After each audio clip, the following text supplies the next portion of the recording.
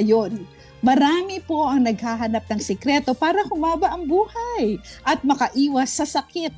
Pero hindi pala ito nakasalalay lang sa mamahaling supplements o komplikadong programa dahil pwede rin itong ma-achieve through small healthy habits na ginagawa araw-araw. At para gabayan po tayo sa usaping ito, makakasama po natin ngayon si Dr. Bishi Fernan. Ano kaya niya si Chief Justice Fernan? Lifestyle Medicine and Family and Community Medicine Specialist mula sa Philippine College of Lifestyle Medicine. And also, she's affiliated to the Adventist Medical Center Manila and the UP Philippine General Hospital. Of course, UPPGH, napakagandang hospital. Good afternoon po, Doc Bishi. This is Atty. Dr. Annie Renco. Good afternoon, Atty. Doc. Welcome po. Ano po yung mga small habits na maaari pong simulan ng mga tao ngayon para mapabuti po yung kanilang kalusugan sa pangmatagalan? Can you please tell us all those little habits and of course give us examples and please elucidate para po talagang maintindihan po namin ano ang dapat gawin para humaba ang buhay. Go ahead po, Doc. Alright. So pinakauna, very important and walang bayad, yung physical activity, no? Waking up in the morning, you have your power exercise in the morning, may you have sunlight exposure, and then even 5 to 10 minutes a day, which you do consistently, very, very important.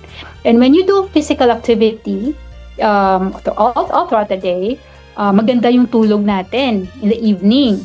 And then if well-rested tayo, of course, physical activity would be sustainable.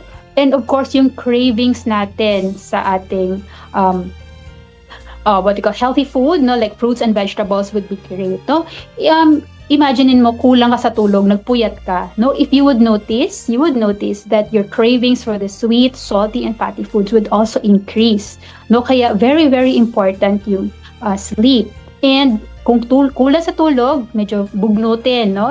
Madali tayong magalit. And then, of course, our relationship would also suffer. So, in lifestyle medicine, we have these 6 pillars. And pag tinignan natin yung blue zone, kung ano yung mga ginagawa ng mga tao where they live long, so very akma din, no? Yung mga habits na ito. They are very plant slant, meaning, ang daming gulay. We're not telling you to be vegan, but damihan natin yung Okinawan in Japan. They have this hara hachibu. Ibig sabihin, 80% full, no? Hindi nila hinihintay na talagang bondat sa kabusog, no? And they just, this 20% kasi, between the 80% and the 100% full, it would either increase your weight, no, or decrease your weight. So very important yung mindful eating, no? When you eat, you chew your food very well, and then you are able to enjoy the food, no, savor the food, and at the end of the day, konti lang yung makakain mo instead of just chewing the food, no, and just gobbling all the food. So sinasabi ko parati sa patient, no, you drink your food and chew your water. Ibig sabihin, nangunguya mo talaga yung pagkain mo ng maayos hanggang sa medyo magiging liquid siya, no?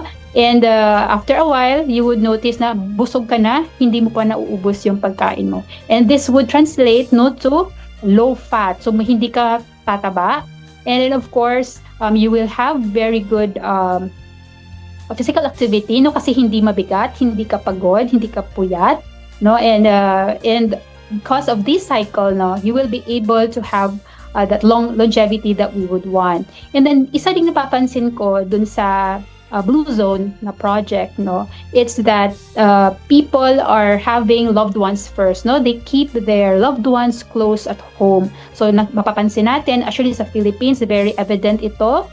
We have our grandparents with us, we have our children and grandchildren with us, and this would have a cohesive, no, relationship with each other. Usually kasi yung sa United States, yung mga matatanda nila, they send them to their nursing homes, at saka nalulungkot, no, sila. But here in the Philippines, no, we have the whole family is with us. So hindi nalulungkot yung mga matatanda. So when you see the elderly doon sa Okinawa, in Japan, so these are the 5 areas in the world, no, Loma Linda in California, Nicoya, Costa Rica, Ikaria, Greece, in Italy also, and also in Okinawa in Japan. So all these country or places in the world are able to have these 9 powerful habits, no, that these are the habits that they have in common. So they do physical activity daily, no, and hindi sila kailangan magpunta sa gym. So may area din sa Nicoya in Costa Rica, in Italy. So they are really having their parang slopes, they walk within the 360 radius. Everything is there. So malapit yung school, malapit yung grocery store, malapit yung church. So everything is just nearby so that they can be able to walk purposely. So hindi kailangan yung minsan kasi Pilipino isang kanto lang nagsasakay na ng tricycle, no? So of course it's also parang environmental. So ito yung nakikita natin na medyo very very crucial, and they also sleep 7 to 8 hours a night. So with these habits that you have microstack, your exercise, your physical activity, your sleep, you manage your stress well, have your loved ones, and they also do downshifts, meaning they also spend time to rest, so they take vacations. And then they pray, they pray, they have faith-based relationships, with their, kasi iba-iba ding religion nila but with whatever the religion was, they were really strong in their faith.